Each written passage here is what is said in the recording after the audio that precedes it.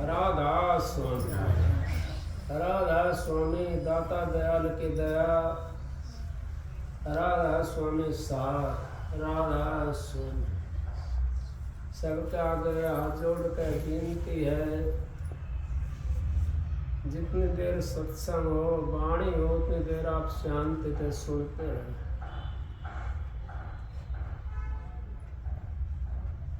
ये मनुष्य चोला बड़ा कीमती है, इसकी कदर को तो कोई बिरला जानता है। परम संत हजूर तारा सिंह जी महाराज कहते हैं, अब मनुष्य चोला 184 जियाजुन भुगतने के बाद में एक दफा मिले, और ये परमात्मा की भक्ति के वास्ते मिला है, ना कि ये संसारी विषय कमाने के लिए मिला है।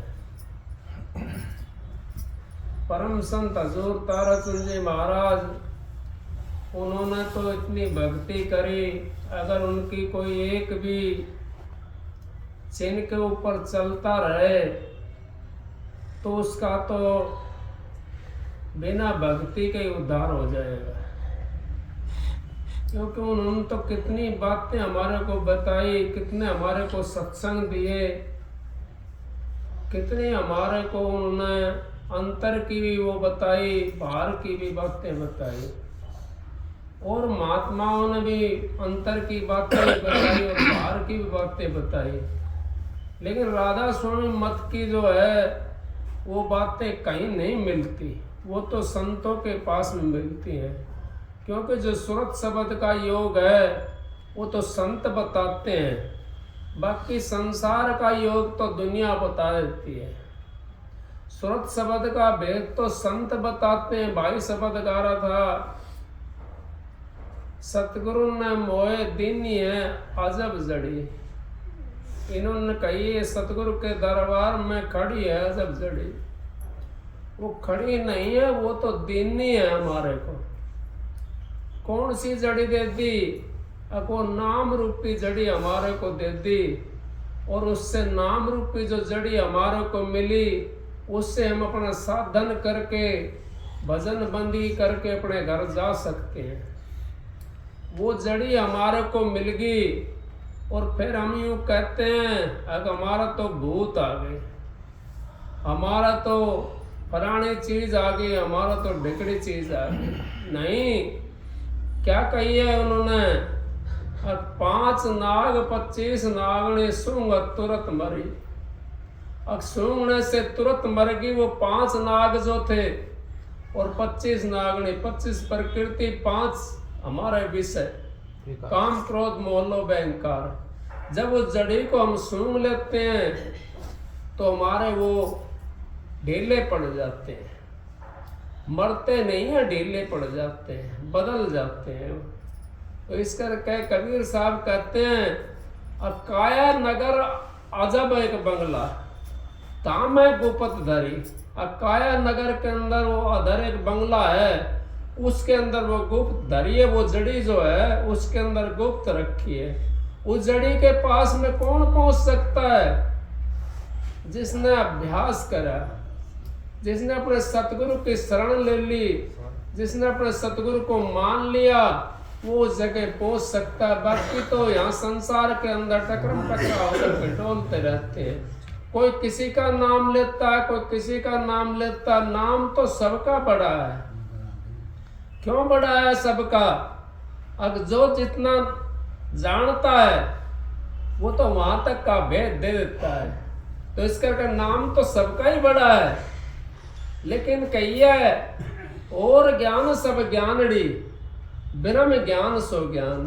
जो ब्रह्म ज्ञान है, जो ब्रह्म का ज्ञान है वो ज्ञान है। नहीं, ज्ञान तो सब ज्ञान है, और ज्ञान सब ज्ञानड़ी, ब्रह्म ज्ञान सो ज्ञान। जो ब्रह्म, जो आंखों से ऊपर का जो ज्ञान है वो अगर हमारे को मिल जाता है, हम भाग्य कहीं हमारा वीजा है वहां से हम ले सकते हैं उसको, वो मिल जाएगा हमारे को। अगर वो ज्ञान हमारे को मिल गया तो 184 हमारी कट जाएगी, क्षण में कट जाएगी 184। कोई ये सोचता हो कि मेरा भजन नहीं बनता, या मेरे को दर्शन नहीं होते, या मेरा प्रकाश नहीं होता, प्रकाश की आपने जरूरत नहीं है। देख प्यारे मैं समझाऊं रूप हमारा न्यारा, जब लग रूप लखे नहीं कोई, जब तक मैं देऊं ना सहारा। जब तक मैं सहारा नहीं दूं, जब तक वो रूप को नहीं लग सकता कोई भी। तो मालिक जो है सतगुरु अंत समय में सबको, जिन्होंने हमारी डोर ली है हाथ के अंदर, वो अंत समय में उस डोर को सहार लेगा। अंत समय में हमारी भक्ति कम रहती है तो वो उसको पूरी करके और हमारे को वो उस जगह ले जाएंगे। क्योंकि अपने विरुद्ध की लाज होती है। हम अपने बच्चे को योग के सोचते हैं, अगर मेरा बच्चा डकैत बन जाए या चोर बन जाए या लुटेरा बन जाए या शराबी बन जाए या जुआरी बन जाए, हम कोई सोचते हैं? हम तो यूं सोचते हैं मेरा बेटा डीसी बने, बहुत बड़ा अफसर बने। हम सब यही सोचते हैं। ऐसे ही संत सतगुरु भी सोचता है, अगर मेरा शिष्य कंगाल ना रहे, मेरा शिष्य मांगता भिखारी ना रहे, मेरा शिष्य मालो माल हो जाए और उस पर परमात्मा को प्राप्त कर ले। सतगुरु को भी यही सोचता है। इसी तरीके जैसे हमारी माँ का ऋण फिर भी उतार देते हैं हम किसी कारणवश, लेकिन सतगुरु का ऋण नहीं उतार सकते। उतरता तो माँ का भी नहीं है। क्यों नहीं उतरता? अगर माँ ने तो अपने आप को तो गिले में सुहाया और हमारे को सूखे के अंदर सुहाया, कैसे उतारेंगे उसका ऋण? उसका ऋण नहीं उतार सकते। तो सतगुरु का कैसे उतारेंगे जिसने अपनी कमाई हुई चीज, अपनी कमाई हुई शक्ति हमारे को दे दी, उसका ऋण कैसे उतार सकते हैं हम तो ऋणबंदी हैं, यहाँ उस ऋण के अंदर दब गए। लेकिन आप उस ऋण को ये मत ना सोचो हमने तारना है, उसको ये सोचो जो मालिक ने हमारे ऊपर ऋण चढ़ाया है वो हमारे को इस 84 से काटने के लिए चढ़ाया है। अगर हम उस ऋण के नीचे दबे रहेंगे तो 84 से निकल जाएंगे, और उस ऋण के नीचे से निकल गए तो 84 के अंदर रह जाएंगे। हम उस ऋण को तारने की कोशिश कैसे करें? अब उसके वचन के ऊपर जो महाराज जी ने वचन दिया है, उस वचन के ऊपर हम चलें तो उनका ऋण चुकती हो जाएगा। क्यों? अगर हमने तो उनके वचन में रहना, उनके भाने के अंदर रहना है, उनके नाम को हमने सुमरना है। और हमारा काम तो इतना ही है, आगे उसकी मर्जी है, वो बादशाह बनाए। कहीं नहीं कबीर साहब ने अब भीख मंगाई तो मेरे क्या घट जाई, और राज दिवाई तो मेरी कौन बढ़ाई। कौन बढ़ाई है? अगर मेरे से भीख मंगवाता है तो सतगुरु की बुराई है। कैसे है?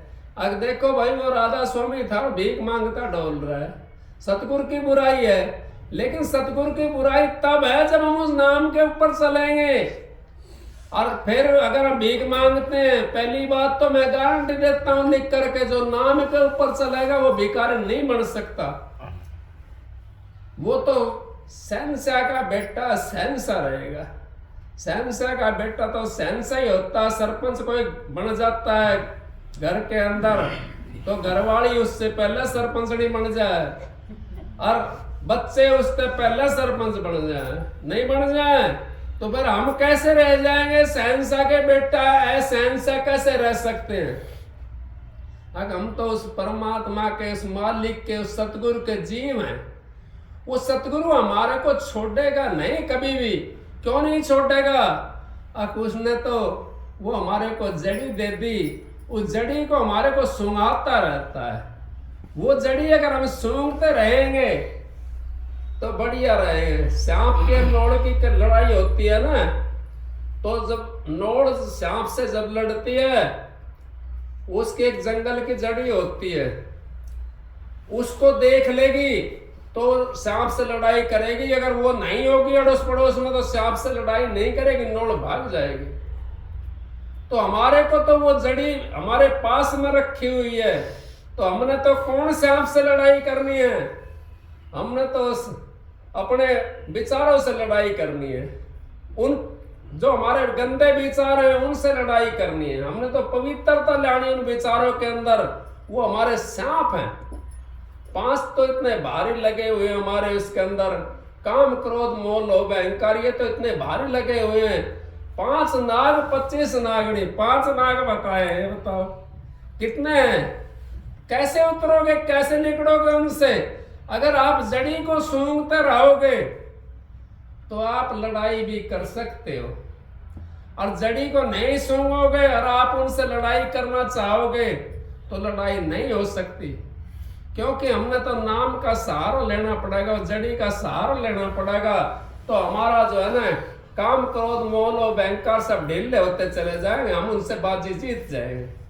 इसी करके कबीर साहब ने कह दिया 5 नाग 25 नागणी, सूंगत तुरंत मरी, सतगुरु मारे ने दीनी है अजब जड़ी। फिर कहिए उसके अंदर कह तीसरी कली में कैसे कहिए, तीसरी कैसे कहिए? आपने जो शब्द गाया था उसमें तीसरी कली कैसे कही है? ये वाली दूसरी कली, तीसरी जई तो है नाग नागनी के। पहली जो ब्रह्मा विष्णु महेश से उनसे अगली है। सकल एक जग काया जो भी देख घड़ी, और गंगा दास सरल सतगुरु की सो आवागमन है। ये कबीर साहब का शब्द है, गंगा दास ने लगा दिया, गंगा दास का शब्द नहीं, कबीर साहब का शब्द है। चौथी कली कही है, अब कहे कबीर सुनो भाई साधु सतगुरु ले परिवार तेरी। अब परिवार को भी तार सकता है, वो जड़ी जिसने सूंघ ली उसको तो अपने परिवार की मुक्ति करा सकता है। कैसे करा सकता? नहीं सुना आपने? भागीरथ तो एक ही तो था, उसने कितने वर्ष तप करा, और तप करके गंगा जी को लाया, गंगा जी को लाया, शिव जी महाराज की भक्ति करी उसने, और शिव जी से कहा अगर महाराज मेरे तो कितने बेटे थे, 60,000 सगड़ के कई हजार बेटे थे, वो सारे ऋषि ने वो मार दिए थे।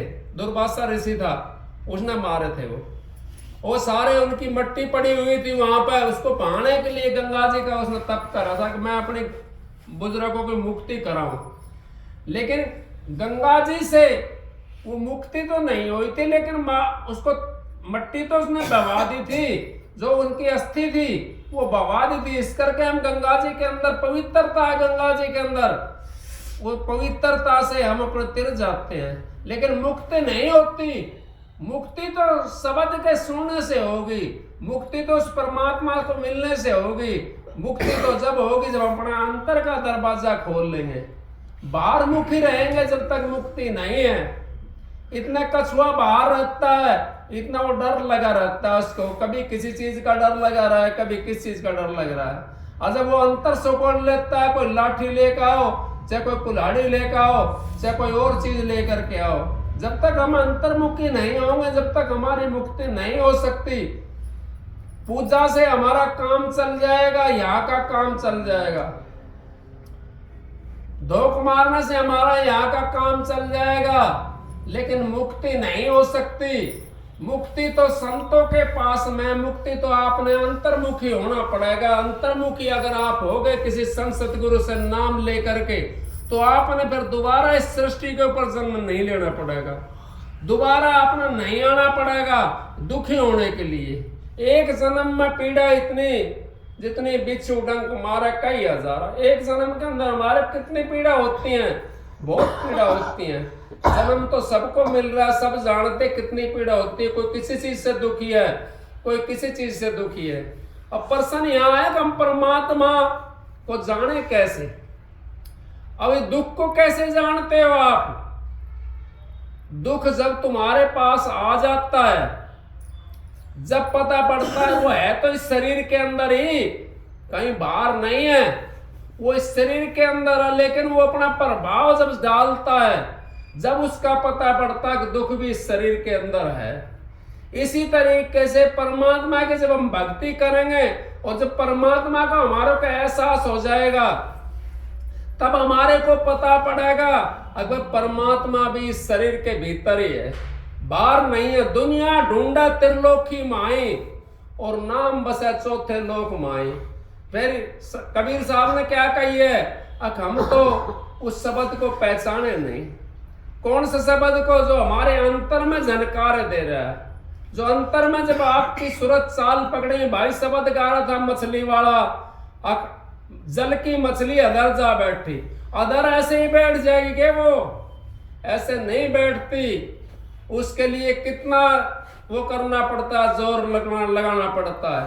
पिछले सत्संग में मैंने बताया था कि एक मोथा घास होती है, चौमासा में जामती है, और उसको एक ही उसे टाइम जामी है वो तो, और उसको पाड़ेंगे तो कितनी मिट्टी को लेकर आएगी, कितनी जड़ हो जाती है उसके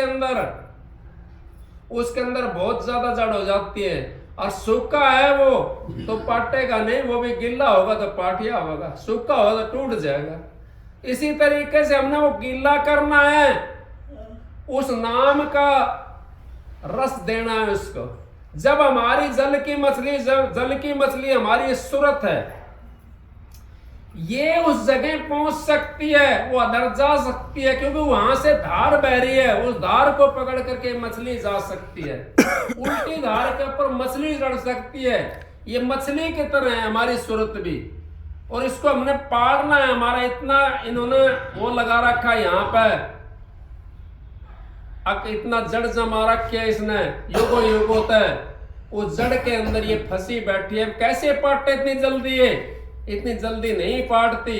सतगुरु मिल जाते हैं, मुर्शद पूरा मिल जाता है, हमारी एक जन्म के अंदर ही भक्ति पूरी करा देता है। नहीं कही कबीर साहब ने, एक जन्म गुरु भक्ति, जन्म दूसरे नाम, तीजे में मुक्ति पद और चौथे में निजधाम। चारों जन्म इसके अंदर हो गए। कैसे हो गए? एक जन्म तो हमारा मनुष्य चोला मिल गया और हमारे को सत्संगी मिल गए, तो हमारा जन्म हो गया। एक सत्संगी मिल गए, सत्संगियों को साथ मिल गया, हमारे को अच्छी भावनाएं मिल गई, हमारा एक जन्म होगा। जन्म दूसरे नाम, जब आपको नाम मिल जाता है किसी संगत में जाकर के, और नाम की आपको बख्शिश हो जाती है, जन्म दूसरा होगा जब आपका। नहीं कहेंगे अगर भाई अब तो जन्म हो गया मेरा, अब तो मैं जानने लगा, अगर उस मालिक के बारे में जानने लगा तो मेरा जन्म होगा। अगर दूसरा जन्म दूसरे नाम, तीजे में मुक्ति पद।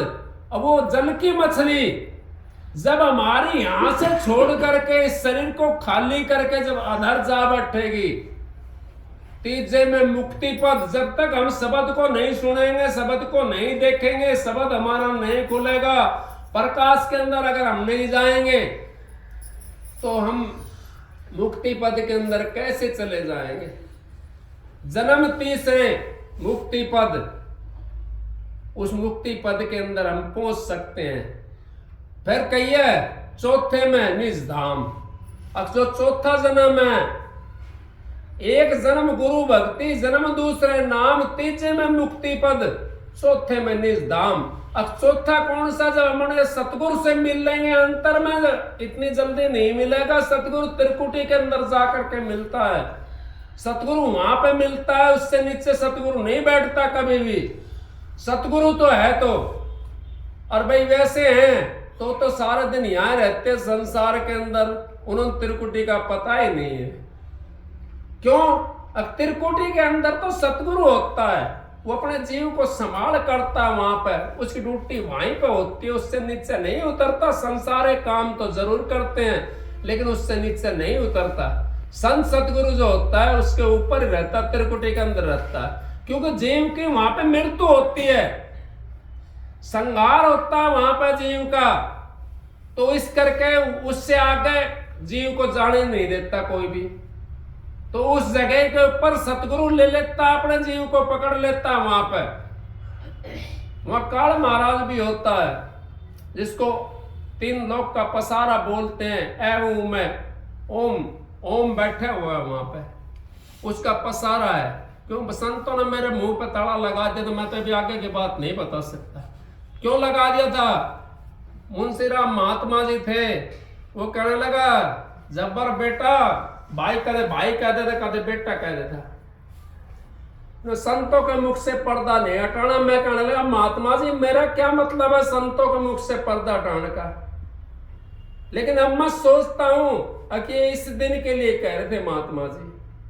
अब मैं ये सोचता हूं कई बार, अगर उन्होंने पता था मैंने तो कह दिया था महात्मा जी मैं कैसे हटाऊंगा पर्दा, लेकिन फिर भी मैं आपका वचन को रखूंगा। उनका वचन मैंने माना और मैंने आगे का पर्दा नहीं हटा। संतों के मुख से पर्दा नहीं हटाता, क्योंकि संतों के मुख से पर्दा हटाना अपने आप को नरक में नोता देना है। हम नरक में नोता नहीं दे किसी को, अपने आप को भी नहीं दे नरक के अंदर नोता, क्योंकि हमने पूरा मुर्शद मिल गया, सतगुरु मिल गया पूरा, मैंने पाया जिंदगी ना। जिसको सतगुरु पूरा मिल जाता, नगीना तो वो है। हम तो क्या हाथ के अंदर गुट्ठी बनवा ली, उसके अंदर एक नग डलवा लिया, वो नगीना समझते हैं। वो नगीना नहीं है, नगीना तो वो है जिसने मुर्शद पूरा मिल जाता है, वो नगीना तो वो है। वो मालिक का रूप अगर किसी ने मिल गया उसकी मुक्ति हो जाएगी, और किसी को नहीं मिला तो दोबारा से फिर जन्म मिलेगा, तिबारा से फिर जन्म मिलेगा। कभी ना कभी उसका मौका तो जरूर लग जाएगा। लेकिन कभी का चक्कर में क्यों रहो, अब का चक्कर में रहो। जिसको सतलोक से नीचे का नाम मिलता है वो हमारे को वहां तक ले तो जाएंगे, लेकिन मुक्ति तो नहीं है वहां तक। मुक्ति तो सतलोक से ऊपर जा करके है। सतलोक से जब ऊपर जाएंगे मुक्ति तो वहां पर है। और सतगुरु पूरा मिल गया तो उसकी मुक्ति तो त्रिकुटी के अंदर भी हो जाती है। सतगुरु अगर पूरा मिल जाता है तो, क्योंकि हमने तो सतगुरु के अंदर मिलना है और सतगुरु उसके अंदर मिला हुआ है। हमने तो अपना तार जोड़ना है उस टंकी के अंदर, तो बिजली हमारे पास में आ जाएगी। इस करके हमने सतगुरु का पल्ला पकड़ लिया। उस सतगुरु से हमने अपना काम करना है। उस सतगुरु को अगर हमने रिझाना है तो हमने ज्यादा करके शब्द भी हम जो गाते हैं ना, इसमें भी बड़ा रहस्य है। क्यों है? अब हम ना तो रोचक शब्द गाते और ना अथारत गाते, हम तो मान बढ़ाई के लिए। अगर हमने तो ऐसा शब्द गाया, अब मैं मान बढ़ाई मारे तो उसके अंदर बहुत ऊंचा शब्द गाया भाई, बहुत ऊंचा शब्द गा दिया, लेकिन हमने शब्द तो गाया, अपने गुरु को तो नहीं रिझाया। गुरु को अगर हमने रिझा लिया, गुरु को अगर हमने प्यार से अपने हृदय के अंदर बैठा लिया, आजा सतगुरु नैनन में नैन झांप लूं तोय, ना मैं देखूं और को, ना मैं देखण दूं तोय, ना मैं किसी दूसरे को देखूं और ना मैं तेरे को देखने दूं। मेरे सतगुरु मेरे नैनों के अंदर तू बस जा, इससे बाहर मत ना जा। मैं तेरे को ही देखता रहूं, मेरे को और किसी की जरूरत भी नहीं है। क्यों नहीं है जरूरत? अब सारा संसार तो यहाँ खाल तारने के लिए है। चाहे बेटा लगा लो, चाहे पोते लगा लो, चाहे धीज लगा लो, चाहे जमाई लगा लो, चाहे संसार को लगा लो, सारा संसार यहाँ खाल तारने के लिए आया हुआ है और बदला लेने के लिए आया हुआ है। ये बदला हमने भी देना पड़ेगा। क्यों देना पड़ेगा? अब हम भी दे धार करके आए संसार के अंदर, तो कुछ ना कुछ कर्जा लेकर के तो आए हैं, तभी तो हमने दे धारी है। और नहीं तो अगर कर्जा हमारा नहीं होता तो हम दे नहीं धार सकते थे।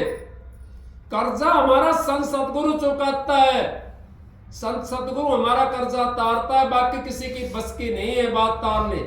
क्योंकि हमने पता ही नहीं हम कैसे कर्जा तारेंगे, हमने क्या पता किसका लेना है किसका देना है। अब हम कहां तक पहुंच जाते हैं सत्संग के अंदर?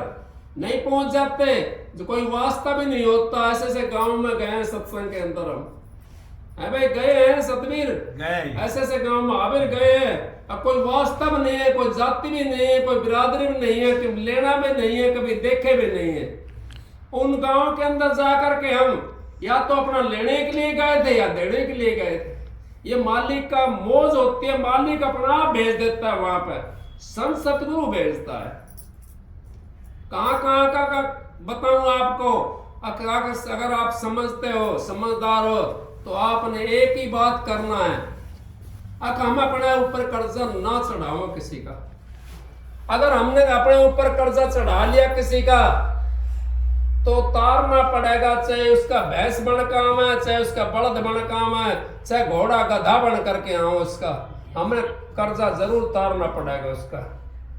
उसको महाराज जी कहते हैं अब यहाँ तो लेखा तो पाई पाई का है और राज पोप पाई का। यहाँ तो इतने बारीक अक्षर में किताब बनी हुई है, उसके अंदर लिखा जाता है हमारा एक एक पल, एक एक सांस को ये सोचता हो अब मैं ये बोलता हूं परमात्मा देखता है, वो भी लिखा जाता है। आप बोलते हो वो भी लिखा जाता है, आप जो सुनते हो वो भी लिखा जाता है। मैंने महात्माओं की मिसाल सुन दी। एक महात्मा था, रास्ते में जा रहा था, एक भाई और जा रहा था, वो कहने लगा महात्मा जी मैं भी आपके साथ चलूं।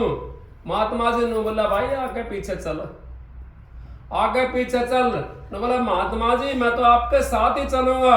अब भाई मेरे साथ चलेगा तो तुम्हें मेरी बात सुननी पड़ेगी, तुम्हें मेरी बात सुननी पड़ेगी। ने बोला ठीक है महात्मा जी। वो लंबा रास्ता था, उसने सोचा भाई मेरा भी टाइम पास हो जाएगा और महात्मा का भी टाइम पास हो जाएगा। अब महात्मा तो सत्संग शुरू, जिसके पास में जो बात होती है वो वही तो करता है, जिसके पास में है ही नहीं बात तो कैसे करेगा। तो इस करके हम सत्संगी हैं। अगर हमने सत्संग की बातें करते हैं हम तो हमारा उद्धार हो जाएगा। महात्मा ने सत्संग शुरू कर दिया रास्ते के अंदर और उससे कह दिया मैं हुकारा जब तूने नहीं भरा, जब आगे पीछे हो जाऊंगा मैं तेरा गैल छोड़ दूंगा। ने बोला ठीक है भाई महात्मा जी मैं तेरी हाँ भरता चला जाऊंगा। और बराबर बराबर में चल रहे थे। महात्मा जी ने सत्संग कराया, 1.5 घंटे का रास्ता था, वो दोपहरी का टाइम था। वहां पहुंच गए। कुछ समय के बाद में वो महात्मा तो था ही, और दूसरा वो मर गया तो उसने कोई अच्छा काम नहीं कराया हुआ था जीवन के अंदर। क्यों अच्छे और बुरे का पता ही नहीं था। अच्छे बुरे का कहाँ पता पड़ता है? जब हम संगत में जाते हैं, जब हमारे को अच्छाई और बुराई का पता पड़ता है। नहीं तो इतना हम भांग धतूरे शराब ये अपने विषय करते डोलते हैं, इनके अंदर हम भरमा जाते हैं। ये हमारे को नरकों में ले जाएंगे, ये हमारे को शांति नहीं देंगे और ना हम शांति से अपने परिवार, क्यों परिवार पहले दुखी हो जाएगा। इस करके कहने लगा महात्मा जी अब भाई ठीक है कोई बात ना। वो मर गया, दूसरा वाला जो था उसके साथ जाने वाला महात्मा के साथ, तो धर्मराज कहने लगा भाई देखो इसका लेखा जोखा। उसका यम का दूध ले गया, उसने प्रकट करके उसका लेखा जोखा देखा और महाराज इसने कोई अच्छा काम नहीं करा अपने जीवन के अंदर, कोई अच्छा काम नहीं करा। घंटे का सत्संग सुना है एक महात्मा का। नु बोला भाई चलो इसको 1 घंटा सत्संग सुना है ना, इसको 1 घंटा के बजाय 10 घंटा दे दो वहां के लिए। इसको भाई स्वर्ग में जाना चाहता है, सत्संग में जाना चाहता है। नु बोले 1 घंटा का सत्संग सुना। जब उसकी आंख खुली वहां जा करके 1 घंटा का तूने सत्संग सुना था तो स्वर्ग और उसमें जा रहा है सत्संग के अंदर है इस जगह। तो उन्होंने बोला भाई मेरे को तो पहले वो ही देते जो सत्संग सुना था, वो जगह भेज दे महात्माओं के पास। अब वो महात्माओं के पास गया, वहां तो सत्संग था। महात्माओं के पास क्या रहता है? महात्माओं के पास तो सत्संग रहता है। अब वो सत्संग सुनने लगा। 2 दिन हो गए, 3 दिन हो गए, 4 दिन हो गए। वो तो उसमें अपने मस्त होगा, खाओ पियो, वहां अपने सत्संग सुना और वहां अपना आराम करे। वो बाहर निकले है ना। अब यम का दूत दरवाजा के ऊपर खड़ा, उसने जाकर कही दूत्याने यमराज तय, अब महाराज वो तो बाहर नहीं निकल रहा, वो तो अंदर ही है। न बोला भाई देखो उसके अंदर कोई ऐब है तो वो देखो। अब उसने जो हम मजाक करते हैं एक दूसरे से, ये भी हमारा ऐब है। झूठ बोलते हैं, ये भी हमारा ऐब है। हम कोई चीज का आदी हो जाए, वो भी हमारा ऐब है। न बोला भाई क्या ऐब है इसके अंदर? अब महाराज ये हुक्का का बहुत ज्यादा आदी है।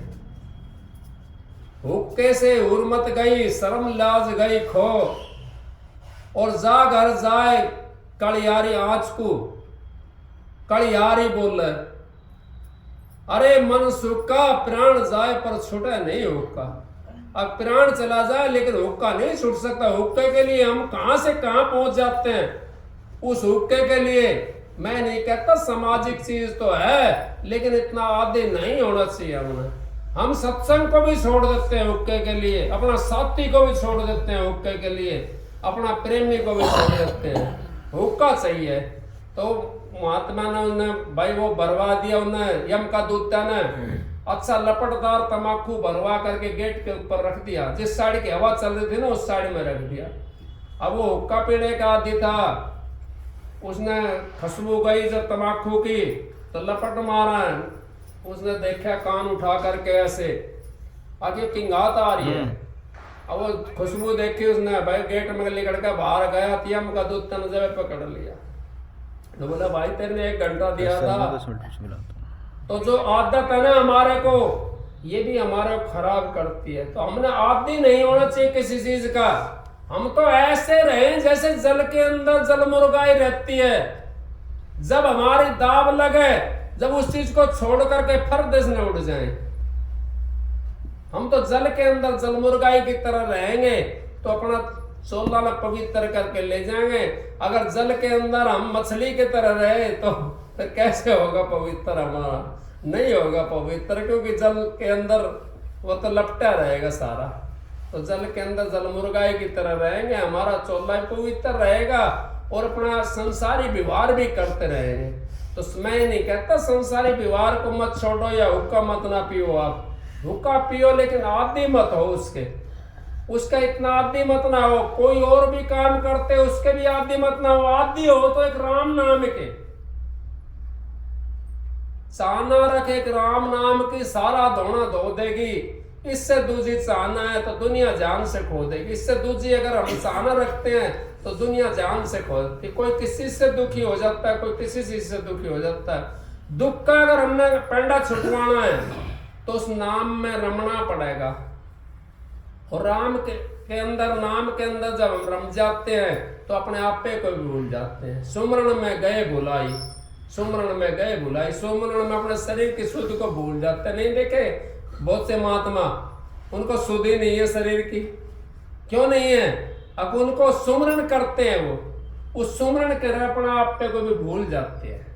इस करके संत महात्मा हमारे को बचा देते हैं। संत महात्माओं की शिक्षा हमारे को उस सचखंड के अंदर ले जाती है, उस अनामी धाम के अंदर ले जाती है, और राधा स्वामी धाम के अंदर ले जाती है। संत महात्माओं का सहारा जिसने ले लिया, जिसने नाम का सहारा ले लिया, सतगुरु ने मोह दी नहीं है अजब जड़ी, वो अजब जड़ी देती। अजब जड़ी कैसे है? अब वो किसी के पास में नहीं है। दुनिया ढूंढा त्रिलोक की माई और नाम बसे चौथे लोक भाई। वो चौथा लोक की अजब जड़ी है, वो मालिक ने हमारे को दे दी। उस नाम का सहारा लेकर के हम चौथे लोक में जा सकते हैं। सतगुरु का सहारा से हम चौथे लोक में जा सकते हैं। बाकी कोई हमारे को चौथे लोक में भेज नहीं सकता। जिसने उस नाम का सहारा ले लिया उसका तो जीवन सफल हो गया।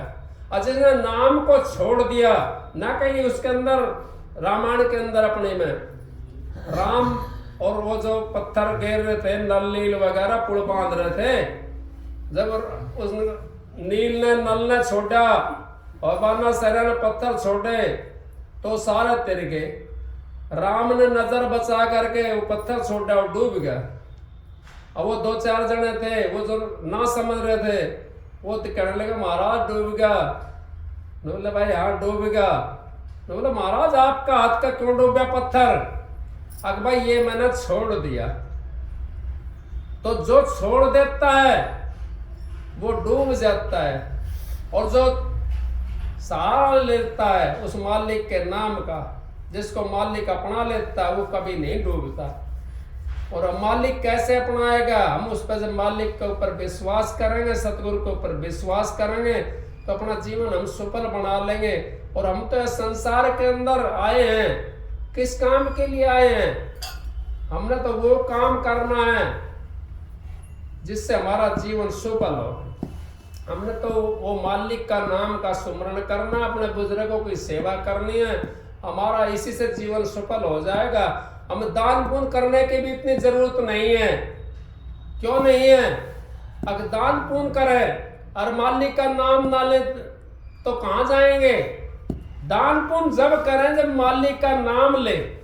मालिक का नाम भी साथ चला, दान पुण्य भी अगर हमारा साथ चला तो खंड और ब्रह्मांडों से हम पार हो जाएंगे। और एक चीज में लगे रहे, दान पुण्य में, दान करूं तो कबीर साहब की वाणी है, दान करूं तो फिर दे दारूं, 84 में जाऊं, इस मन ने क्यों कर समझाऊं, नहीं नहीं मन इसने क्यों कर समझाऊं, मेरा यो मनवा माने तारे नहीं, मेरा यो मनवा माने तारे नहीं, इस मन ने मैं क्यों कर समझाऊं, मेरा यो मनवा माने तारे नहीं।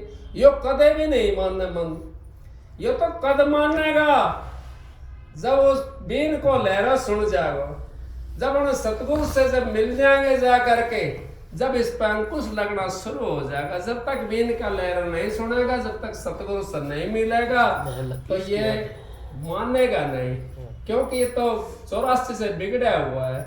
तो बिगड़ा हुआ कैसे मानेगा? कोई बालक खराब हो उसको कितना समझाओ, नहीं समझेगा। जब ठोकर लग जाएगी, जब बर्बाद हो जाएगा, जब उसका शरीर भी खत्म हो जाएगा, जब वो समझ में आओगे उसके तेरा बाप तो समझा रहा था तेरे को, तू समझा क्यों ना? बालक भी बर्बाद होगा, धन दौलत भी बर्बाद होगी, और शरीर भी हमारा बर्बाद होगा। फिर हमारी समझ में आओगे कि भाई तो कुछ भी नहीं रहा। ये क्या करें हम? उस परमात्मा को मिलने के लिए हमने अपना शरीर को साध कर रखना है, किसी के बहकाए में नहीं आना, और अपने जो ऐब करते हैं उन ऐबे को आज ही छोड़े, आज ही त्याग दे तो बहुत बढ़िया होगा। आगे की सुध ले, आगे हमारे से कोई बुरा काम ना हो। महाराज जी कहते थे कोई अगर ऐसा घटिया काम हो जाता है तो उसी दिन अपने गुरु से जाकर के माफी मांगनी चाहिए। हमें सोचते हैं कल, हमें सोचते हैं परसों तक फिर कर लेंगे। इस करके आज ही उसी टाइम हमने माफी मांगे तो हमारा वो माफ हो जाएगा कसूर। तो इस करके आप लोग आए हो, सबको आपको राधा स्वामी मालिक आपको खुश रखे। अब एक सबक सुनाता हूँ, राधा स्वामी। खत्म करना है।